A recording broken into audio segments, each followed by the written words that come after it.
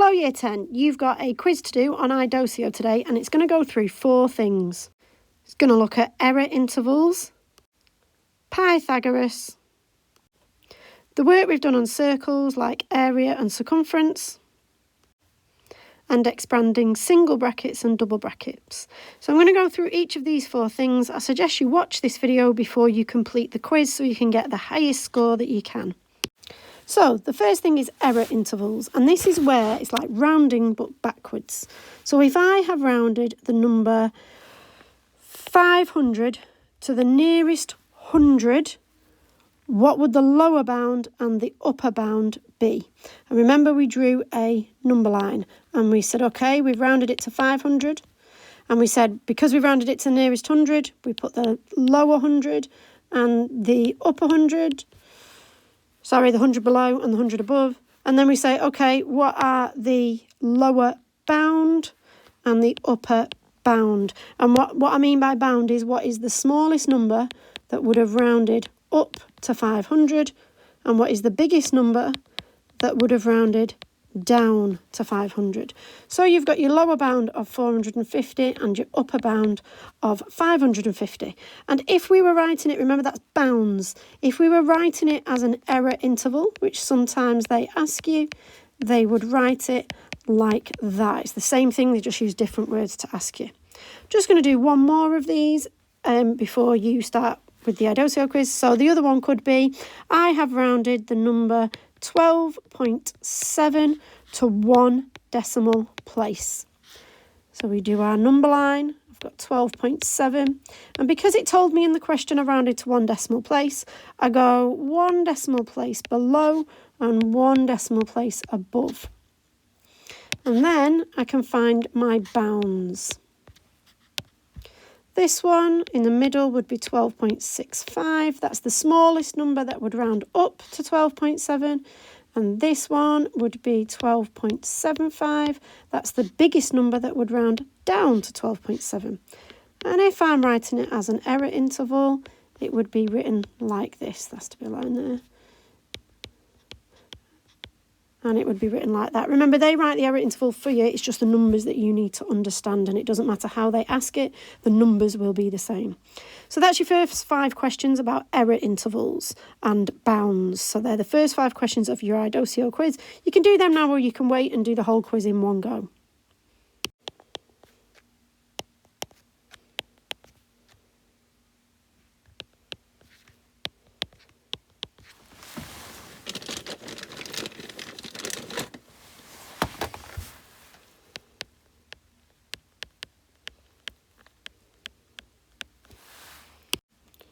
Now, the next thing we're going to look at is Pythagoras, and we've done this in 2 ways, and it's really, really important. I've mixed these 2 up now. So the first thing to remember, what is the formula for Pythagoras? Can you remember it? A squared plus b squared equals c squared. And what does the c have to be? The hypotenuse. And where is the hypotenuse always going to be on the picture? It's always going to be opposite the right angle. So if we look at the question on the left, we've got that x is the hypotenuse, so x must be c. And then the other 2, they can go any way round.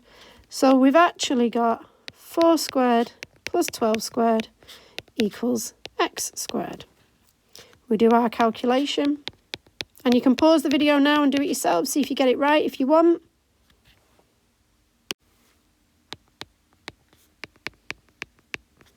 Remember, the final step is always to square root, and the root of 160. I'm going to do it to 3 significant figures, so it's 12.6. Okay. Now on this next question, it's slightly different because look which one is C. So this time, C is this 12. And the other 2, A and B, remember it doesn't matter which way round A and B go, but the C is vital. So now I'm going to put those numbers in. And this one is a little bit different. There's my 16 there's my x squared, and there's my 144. But this time it does not tell me to add those numbers together. This time you have to remember it's the x that I want to get on its own. So I'm going to subtract 16 off both sides. This goes back to our solving. That will go. That was the whole point of subtracting 16. That gives us 128. And the final step on all of these questions is to square root. And the square root of 128, I'm going to do 3 significant figures, 11.3. Now, what I really need you to think about in these Pythagoras questions is where is the hypotenuse? The biggest mistake you'll make is just not putting the numbers in the right place. So the biggest place that you have to think about where to get this stuff right is here. If you position the numbers in the right place in an exam, you're going to get at least 1 mark, and it just sets you up to get the rest of the marks as well. So try really carefully to get the numbers, substitute the numbers into the right place. The next thing we're going to look at in the test is circles, and part of the test asks you to name different parts of a circle. Now, I'm not going to remind you of them, I'm going to hope you remember them. I'm just going to remind you about area and circumference. So what I would like you to do quickly is write down, see if you can remember the formula for the area and circumference of a circle. Pause the video now and write them down.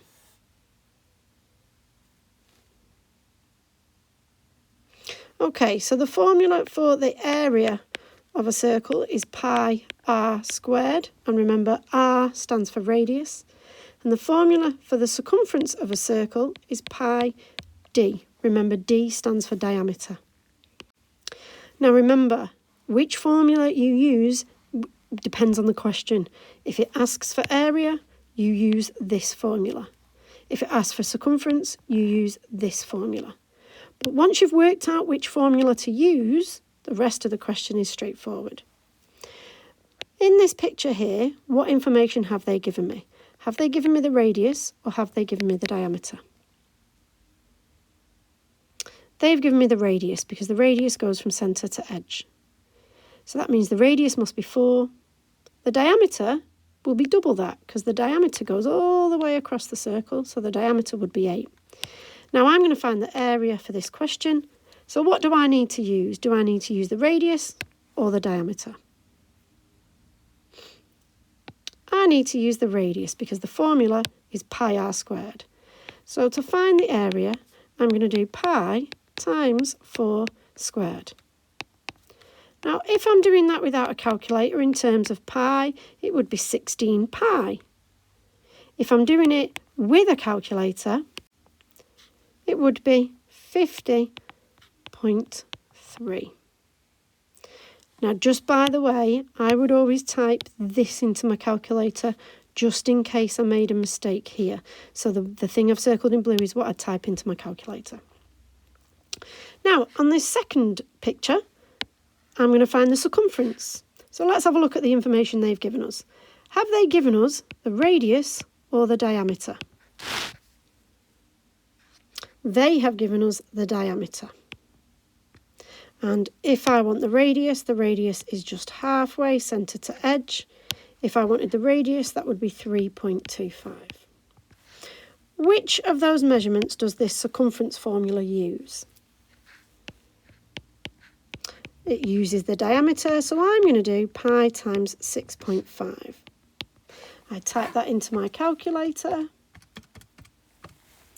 And to 3 significant figures, that gives me 20.4. So when you're doing the area and circumference questions, read the question carefully and use the correct formula. You must use the correct formula.